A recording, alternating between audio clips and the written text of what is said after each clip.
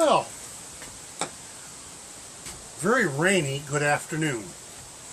And I'll tell you, I had planned on doing a bunch of videos today.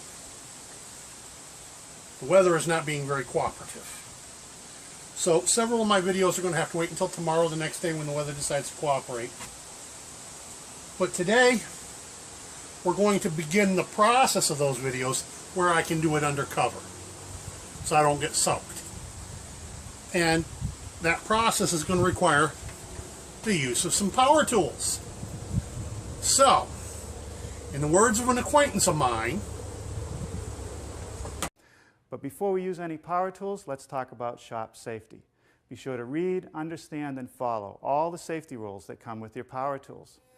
Knowing how to use your power tools properly will greatly reduce the risk of personal injury. And remember this, there is no more important safety rule than to wear these safety glasses. If you stick around until after the intro, I've got the preps for a blacksmithing job. Come on back, right?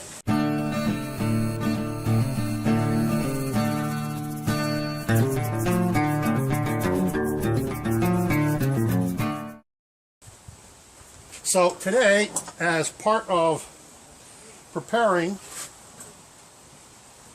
you've seen this before.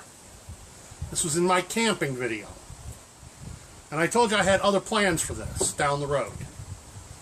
Today we begin those other plans for this. And that begins with my power tool. Let me tilt you down here so you can see what we're doing.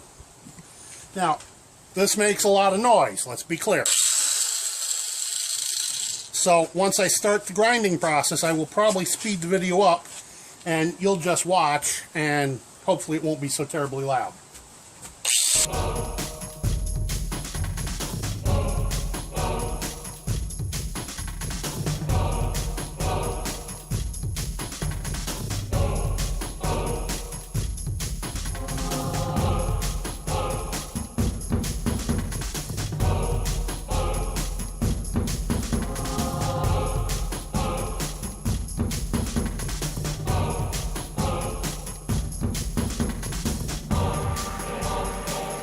Okay, what we are looking at here is the beginnings of 3 sets of cooking irons.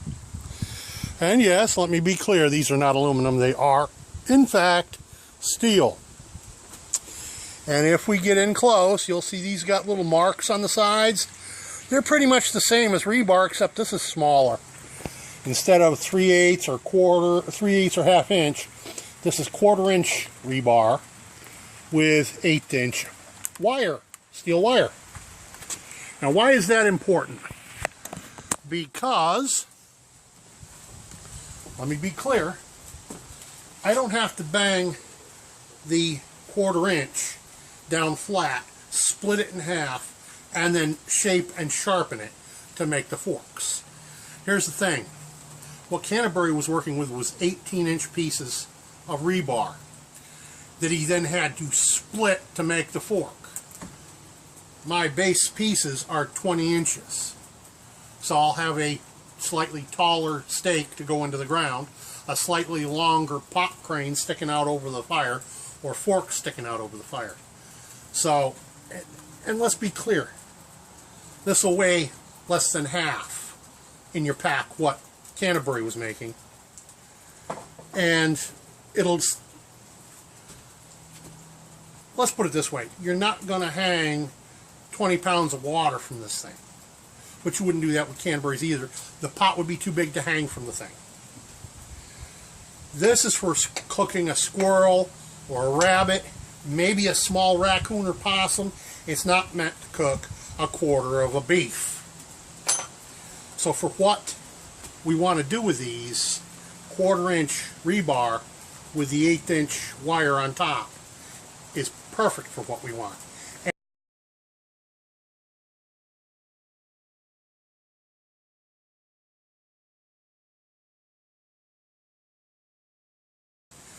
Because of the way this stuff is already set up, all I got to do is measure it, shape them, and sharpen them. I don't have to split it, which is one less step, and makes them a lot more uniform and usable. Good morning, my people of the tubes. It is a sunnier day today. And today is day 2, where I finish up the cutting and trimming on these soon-to-be fire irons, or squirrel cooker, if you will. Last night after dark, I spent my time measuring exactly where these things needed cut off at and so on. So we're going to be doing that. And as a reminder, remember what old Norm had to say. Read and know your owner's manual for any power tools. And there's no more important safety rule than to wear these safety glasses.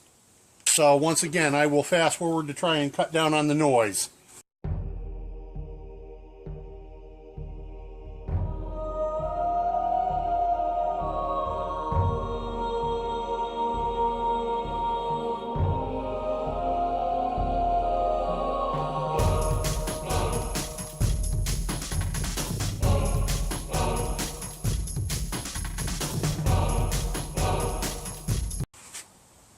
Alright, give me a minute to change the camera angle, and we'll get into some smithing here.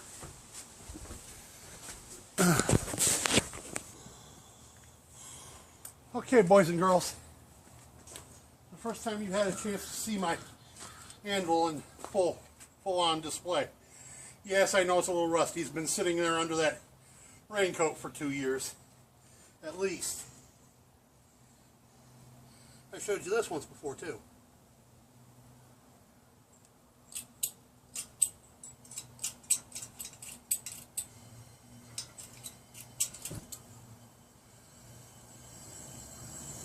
Now today is about making do as best I can.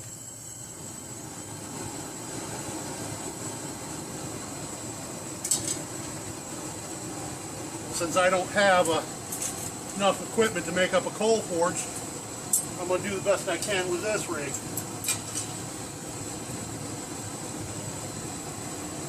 And see if I can get it to heat that metal hot enough to do my forging with.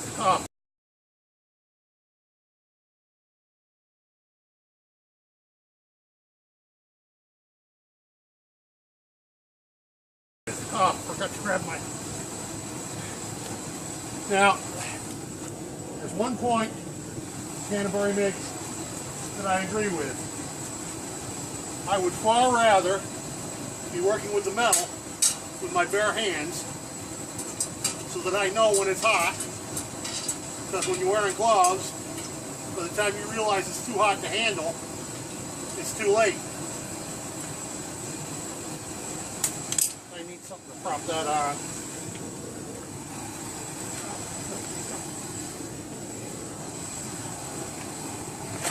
That'll do the job nicely.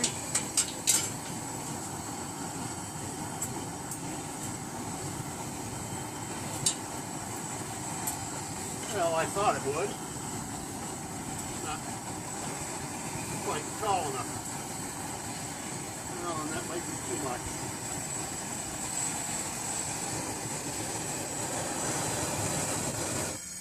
Oh, bother.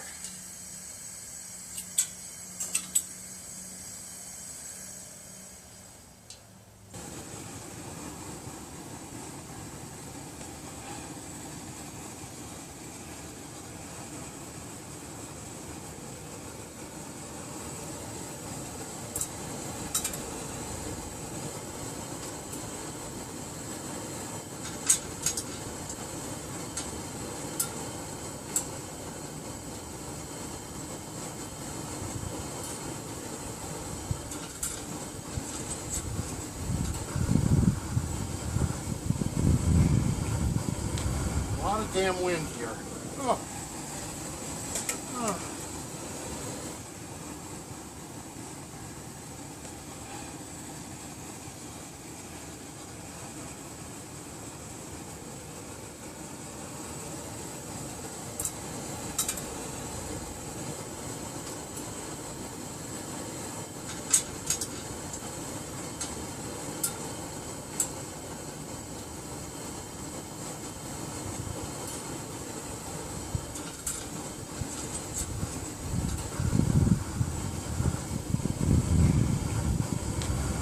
goddamn wind here. Oh. Oh.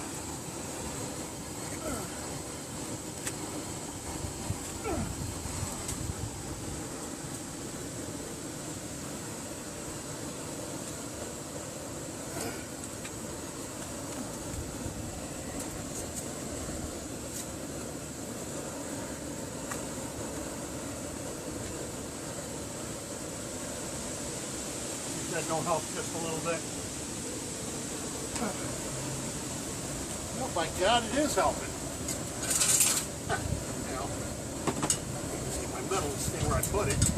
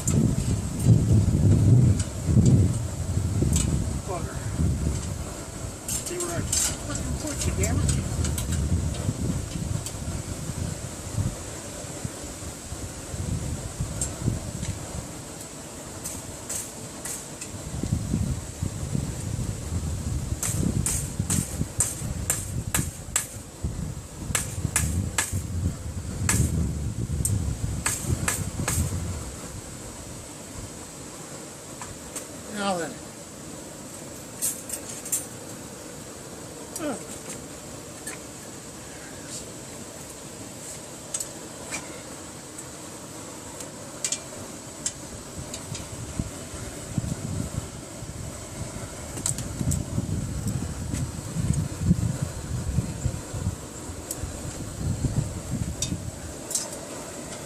Bugger.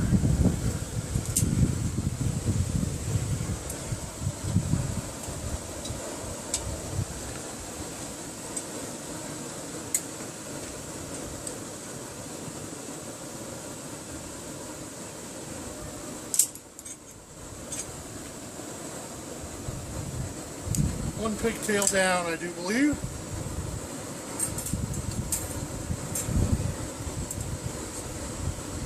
Yeah, that'll do nicely.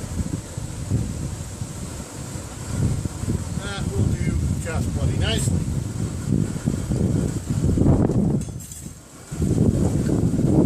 Now that can cool the other end needs.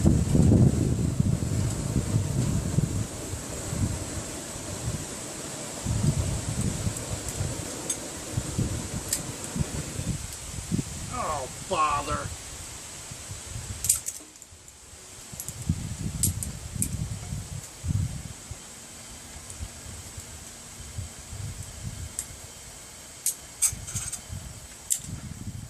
Oh, bother. See what I mean about hot metal?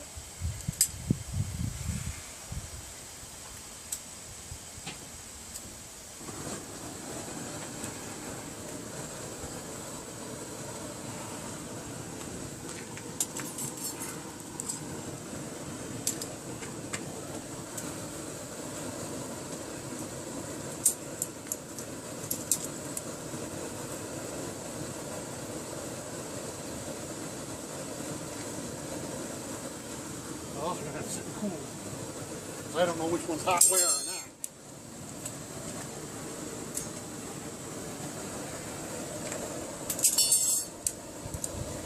Bugger.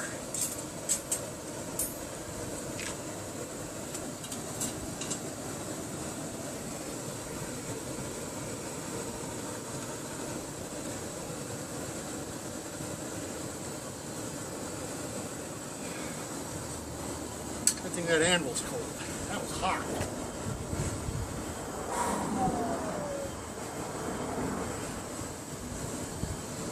I thought that end was cold by now. Wow.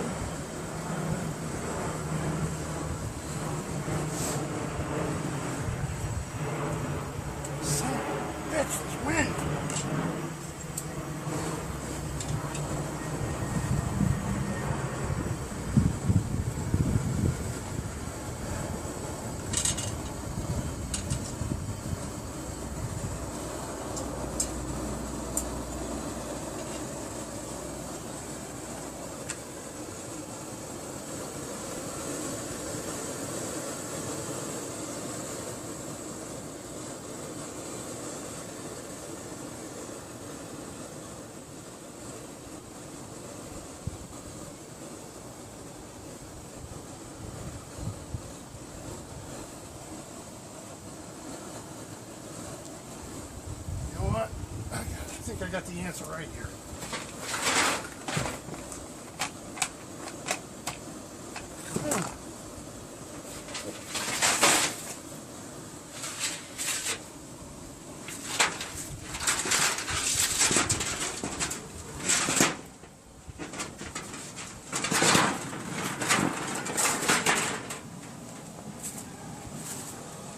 That's cheaper than blowing it out, at least.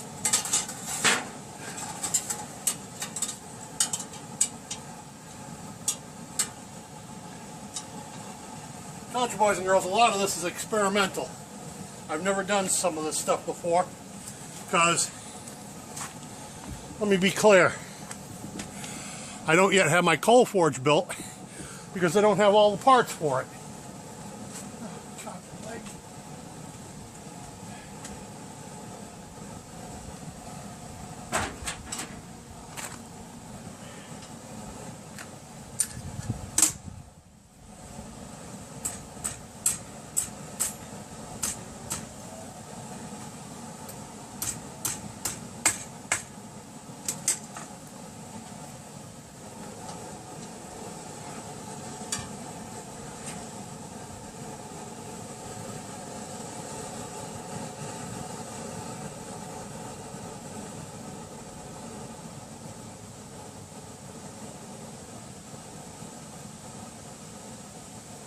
Oh, it's just a bothersome nuisance.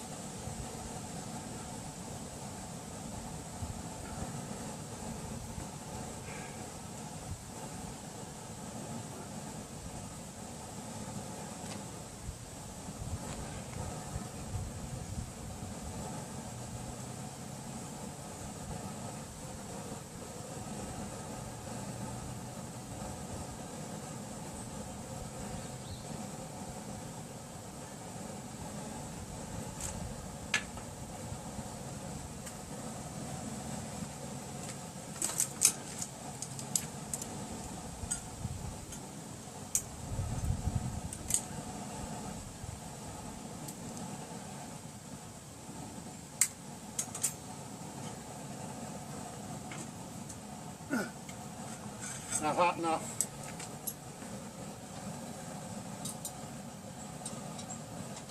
It's alright. Always throw it back in the heat. Well, hello there, Adolf. One of my neighbor's kitty cats. He's all white with a bunch of black patches. And I call him Adolf because he got a little tiny mustache. So cute.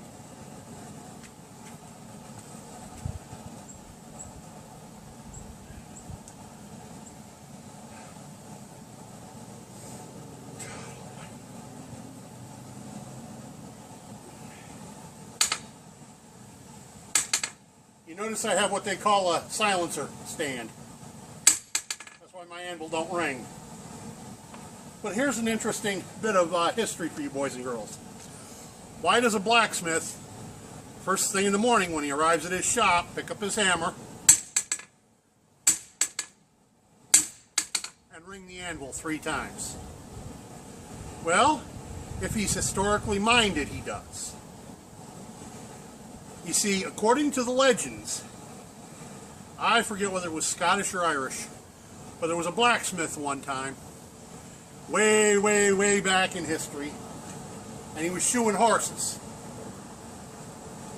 And this character shows up at his shop, and he wants some shoes made for himself. Now this has the blacksmith scratching his head trying to figure out what this dude's up to. Bloody jets. But he goes ahead and he starts making up the shoes, and then he thinks about it while he's working and realizes who it is he's making shoes for. And he decides right then and there, he's going to make sure this cat knows, don't ever come back to my shop again. What does he do?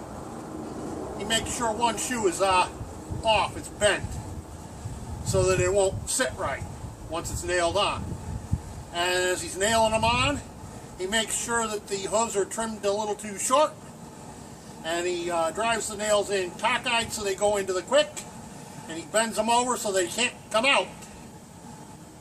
And by the time the character who's being shoed realizes what's going on and runs away in pain, it's a lot of pain. And the blacksmith is standing there watching this character run away, and he's ringing his handle. Keep on running, devil. Don't you never come back to my shop again, or you'll have more of the same. And that's why blacksmiths ring their anvil 3 times every morning, to remind the devil it's a place he don't want to be.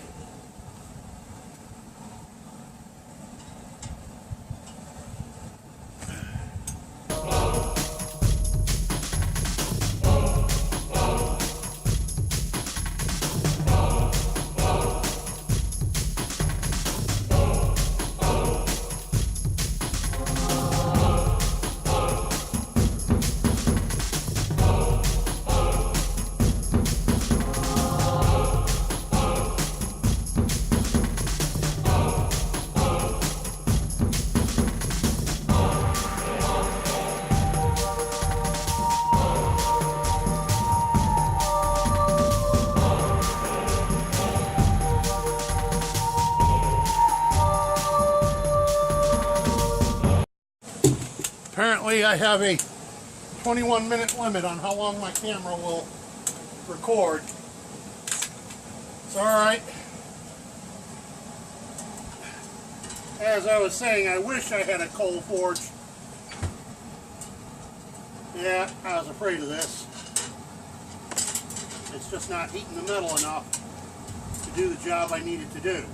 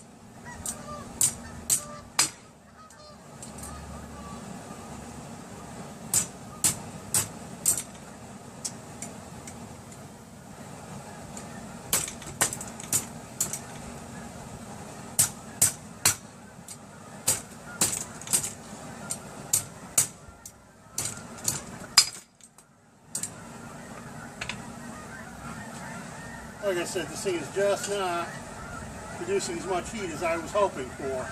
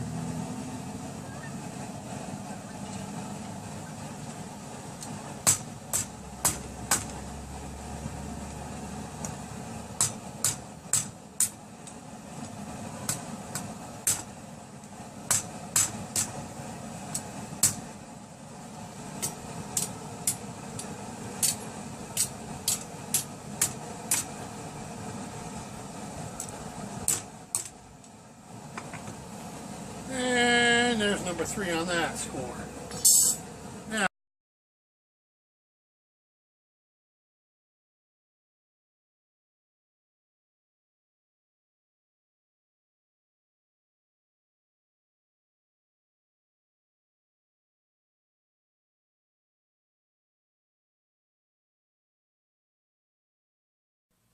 by the way, don't forget to